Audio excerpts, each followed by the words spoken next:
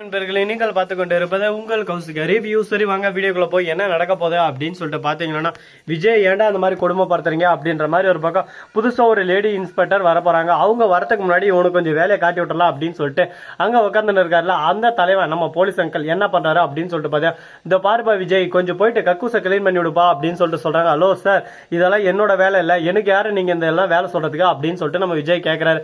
தம்பி இங்க பாருப்பா, நீ இப்ப போய் அந்த வேலையை செய்யலாம், அவனை உன்னை அப்படியே சும்மா உப்பு கண்ட போடுற மாதிரி சும்மா பிரிச்சு மேய்ஞ்சிருவேன். நான் எதுக்கு உன்னை பிரிச்சு மேயணும்? உன்னை தேவையில்லாம ஒரு பக்கம் சிக்கல்ல சிக்க வைக்க நான் தயாரா இல்ல. நீயா டீசெண்டா போயிட்டு அதெல்லாம் கிளீன் பண்ணினா உனக்கு நல்லது, இல்லைன்னா வச்சுக்கா அவ்வளவுதான் பாத்துக்க அப்படின்னு சொல்லிட்டு சொன்னதும் சரி ஓகே, இவன் கொஞ்சம் ஓவரா தான் போயின்னு இருக்கான், அவன் லிமிட்டுக்கு மேல போயின்னு இருக்கான், போகட்டும், எவ்வளவு தூரம் போக போறான் பார்க்கலாம்.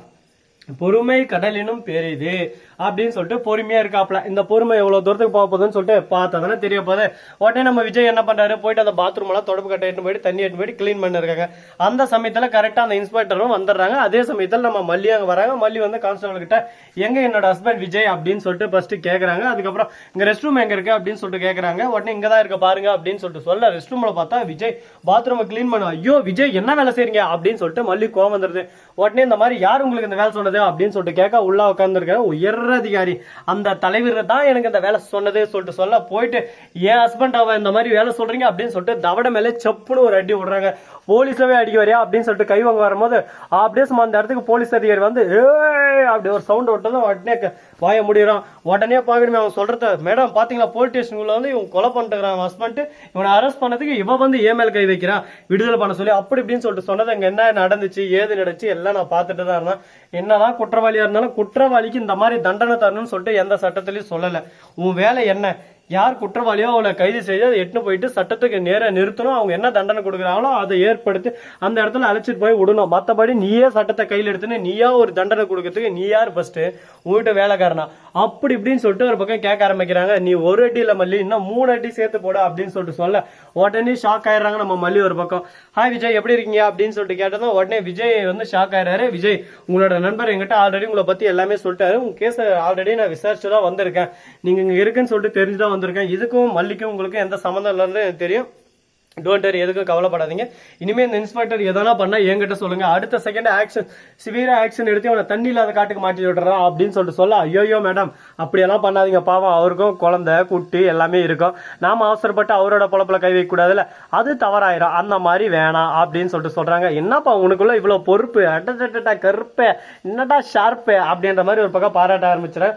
ஐயோ மேடம் இது அப்படியெல்லாம் பாராட்டாங்க மேடம், எனக்கு வெக்கமா வருதா இல்லையா அப்படின்னு சொல்லிட்டு நடிக்க ஆரம்பிக்கிறேன். நீ நடிகடா அப்படின்ற மாதிரிதான் ஒரு பக்கம் போயிட்டு இருக்கு. சரி இந்த மாதிரி எல்லாம் ஒரு பக்கம் போயிட்டு இருந்தாலும் அதே சமயத்துல மறுபக்கம் பியூட்டிஃபுல்லா நிறைய விஷயம் எல்லாம் காத்துட்டு தான் இருக்கு, நடக்கதான் போகுது. அப்படி என்னென்ன விஷயம் எல்லாம் நடக்க போகுது அப்படின்னு சொல்லிட்டு பாத்தீங்கன்னா, அதுக்கு முன்னாடி உங்களுக்கு இன்னொரு இன்ட்ரெஸ்டிங்கான விஷயம் சொல்ல போறேங்க. அப்படி என்னடா விஷயம் சொல்ல போறேன் அப்படின்னு சொல்லிட்டு பாத்தீங்கன்னா, அது வேற எதுவும் இல்லைங்க, கரெக்டா நம்ம தலைவன் அதாவது கதிரேசன் இருக்காருல அவருங்கன்னு ஒரு பக்கம் போலீஸ் ஸ்டேஷனுக்கு வந்துடுறாரு. வந்த உடனே மாப்பிளா அப்படின்னு சொல்லிட்டு வர, உடனே மாமா அப்படின்னு சொல்லிட்டு வர, இவர் தான் கதிரேசனா, கதிரேசன் வாங்க கதிரேசன் வாங்க வாங்க வாங்க வாங்க உங்களை நானே அழைக்கலாம்னு சொல்லிட்டு இருந்தேன், எப்படியே வந்துட்டுங்க. சரி சுட டெட் பாடி இருந்துச்சு அங்க வந்து எங்களுக்கு ஒரு 50 லட்சம் கிடைச்சிருக்கு, அந்த 50 லட்சம் அப்படி இப்படி விசாரிச்சும் போது உங்ககிட்ட தான் வந்த மாதிரின்னு சொல்லிட்டு எங்களுக்கு ஒரு தகவல் வந்திருக்கு.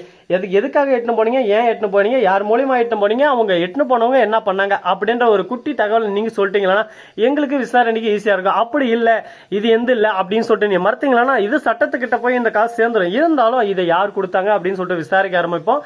அதுக்கப்புறம் உங்க மேல எதனா குற்றம் தான் உங்களையும் அரெஸ்ட் பண்ற மாதிரி வரும். போய் குற்றம் சொன்னதுனால உங்களையும் ஒரு பக்கம் போட்ட சும்மா பொழக்க வேண்டிய நிலைமை வரும். என்னவோ ஏதோ நான் சொல்ல வேண்டியதை சொல்லிட்டேன், விஜய்க்கு வேண்டியவர்ன்றதால சொன்னேன் அப்படின்னு சொல்லிட்டு சொல்ல வாட்டே கதிரேசன், ஆமா மேடம் என்ன மன்னிச்சிருங்க மேடம், இந்த அமௌண்ட் நான் தான் கொடுத்தேன், என் பேத்தியை வந்து விடுவேன் அதுக்கு 50 லட்சம் வேணும்னு சொல்லிட்டு என்கிட்ட வந்து ரொம்பவே ஆர்டரா கட்டளை போட்டா எல்லாம் என் பேத்தியை கொண்டுருவோம்னு சொன்னா, எனக்கு வேற வழி தெரியல, என் பேத்தி எனக்கு உயிருக்கு மேல, அதனால அவளை காப்பாத்துறதுக்காக தான் நான் கொடுத்தேன் அப்படின்னு சொல்லிட்டு சொல்ல, சரி ஓகே கதிரேசன் நீங்க கொடுத்தது எல்லாமே ஓகே, யார் மூலியமா கொடுத்து வச்சிருப்பீங்க, எங்க கொடுத்து அனுப்புனீங்க, அது மட்டும் இல்லாம உங்க பணம் அங்க போயிருக்குன்னா அதுக்கப்புறம் தான் ஏதோ நடந்திருக்கு, அப்படி என்ன நடந்துச்சு எது நடந்துச்சுன்றது நீங்க அனுப்பிச்சு வச்ச ஆளுக்கு நல்லாவே தெரியும் யார் அந்த நபர் அப்படின்னு சொல்லிட்டு கேக்குறாங்க. ஐயோ மேடம் அவனுக்கு இதுக்கு சுத்தமா சம்பந்தமே இருக்காது, அவன் இதை பண்ணிக்க மாட்டான் அப்படின்னு சொல்லிட்டு சொல்ல, மிஸ்டர் கதிரேசன் அவர் பண்ணிப்பாரு பண்ணல அதெல்லாம் நான் அடுத்தபடியான விஷயம். அதை பத்தி எனக்கு கவலை இல்லை, உங்களுக்கும் கவலை வேணாம். நாங்க இந்த விசாரணைக்குள்ள வந்துட்டோம்.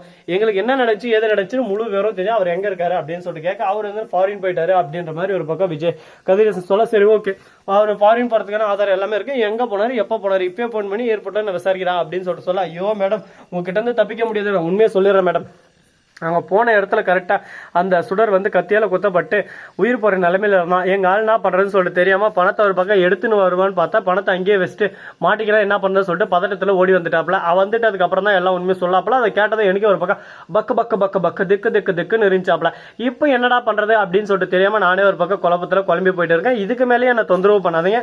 நானே ஒரு பக்கம் சிக்கலில் மாட்டி சின்ன பின்னமா என்ன இருக்கேன். இதுக்கப்புறமா சிக்கல் மேலே சிக்கல் வந்தால் ஒரே விக்கல் பிடிங்கின்னு போயிடும் என் வாழ்க்கையை நக்கலை அப்படின்னு சொல்லிட்டு சொல்ல, உடனே என்னடா அழகா கியூட்டா பேசுற, இந்த மாதிரி பேசுறது எங்கடா கத்துனதா அப்படின்ற மாதிரி கதிரேசனை பார்த்து ஒரு லுக் விட உடனே அதை பார்க்கணுமே அந்த அதிகாரி, அவங்கள பார்த்தா யாரா இவங்க டே இப்படி இருக்காங்க ஒரு பக்கம், இந்த மாதிரி எல்லாம் இருக்கலாமா, இந்த மாதிரி எல்லாம் பர்ஃபார்மன்ஸ் பண்ணலாமா அப்படின்ற மாதிரி பர்ஃபார்மன்ஸ் பண்ணி சும்மா பின்னி பெடல் எடுக்கிறாங்க. அதை பார்க்கும்போது நமக்கு ஒரு பக்கம் ஆச்சரியமா இருக்கு, ஆச்சரியக்குரியாவும் இருக்கு. இந்த ஆச்சரியத்துக்கும் ஆச்சரியக்குரிக்கும் என்ன வித்தியாசம் அப்படின்னு சொல்லிட்டு பாத்தீங்கன்னா கூடிய விரைவில் கூடிய சீக்கிரம் நீங்க தெரிஞ்சுக்கலாம் போறீங்க என்னென்ன நடக்க போகுதுன்னு. இந்த வீடியோ பிடிச்சிருந்தா லைக் பண்ணுங்க, கமெண்ட் பண்ணுங்க, ஷேர் பண்ணுங்க, டிண்டிங் பெல்ல தட்டி விட்டு போங்க. அப்பதான் நான் போற அடுத்தடுத்த வீடியோ உங்களுக்கு உடனுக்குடன் நோட்டிபிகேஷன்ல வந்து கொண்டே இருக்கும். மிக்க நன்றி, தேங்க்ஸ் ஃபார் வாட்சிங், டாடா, see you, நன்றி, வணக்கம், வந்தனம், வருக தருக.